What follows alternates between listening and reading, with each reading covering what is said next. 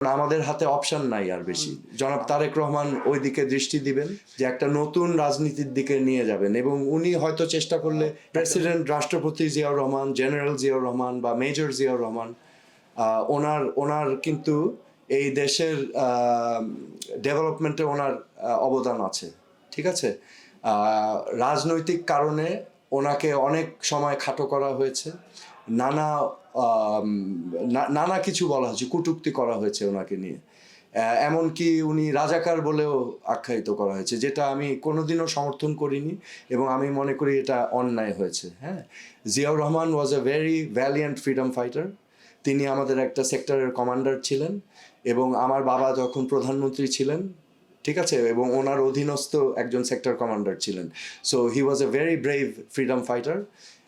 উনি বীরত্বের সাথে মুক্তিযুদ্ধ করেছেন এবং ৭৫ পরবর্তী ওনার ভূমিকা এখন সেটাও হচ্ছে ইতিহাসবিদদের বিশ্লেষণের বিষয় আছে, কারণ এখানে নানা দিক আছে। হ্যাঁ, এখানে যে কোনো এক দৃষ্টিকোণ থেকে দেখাটা ঠিক হবে না।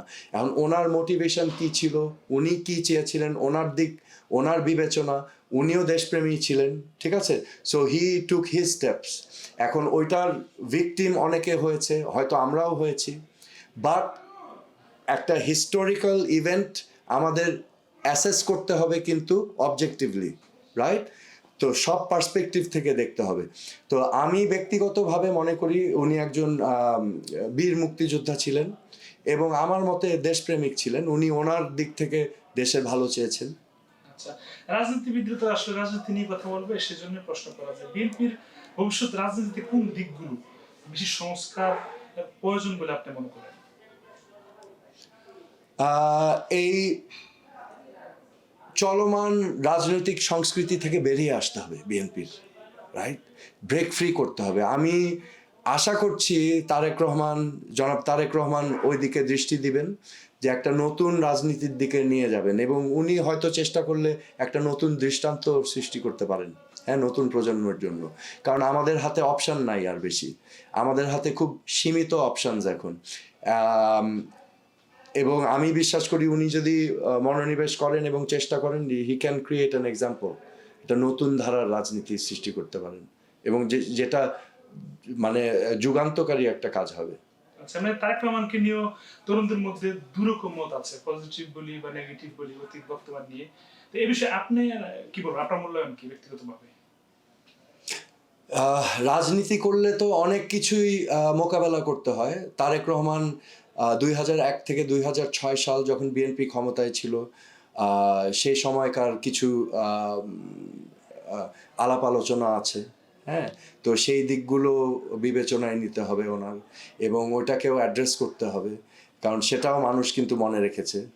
এবং হয়তোবা সময়ের সময়ের প্যাসেজ অফ টাইম অলসো আমাদেরকে ম্যাচিওর করে। তো ১৭ বছর পার হয়ে গিয়েছে তারেক রহমান বাংলাদেশ থেকে প্রবাসে আছেন।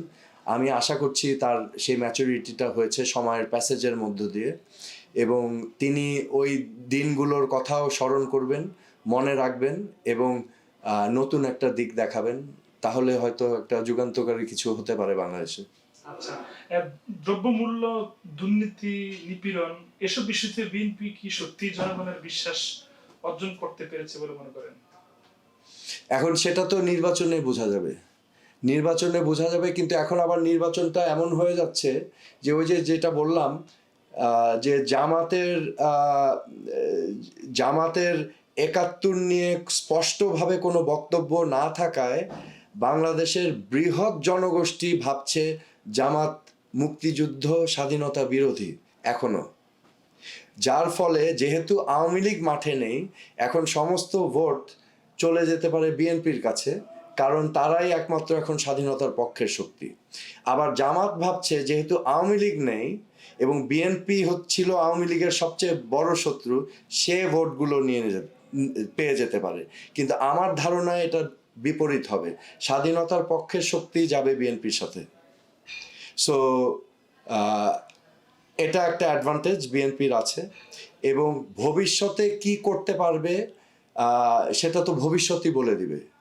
কিন্তু এখন জনাব তারেক রহমান বাংলাদেশে ফিরে এসে যদি ওই নেতৃত্বটা দিতে পারে, তার সংগঠনকে যদি গুছাতে পারে এবং সেই কনফিডেন্স যদি মানুষকে দিতে পারে, তাহলে আমি মনে করি বিএনপির জন্য জোয়ার চলে আসবে।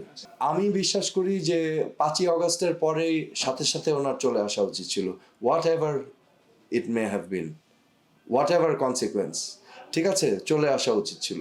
সো আমি মনে করি এটা একটা মিসক্যালকুলেশন হয়েছে। সো এখন অতি সত্বর চলে আসা প্রয়োজন, এটা যদি বিএনপির পার্সপেক্টিভ থেকে আমরা চিন্তা করি, এবং একেবারে অত্যাবশ্যক হয়ে গেছে।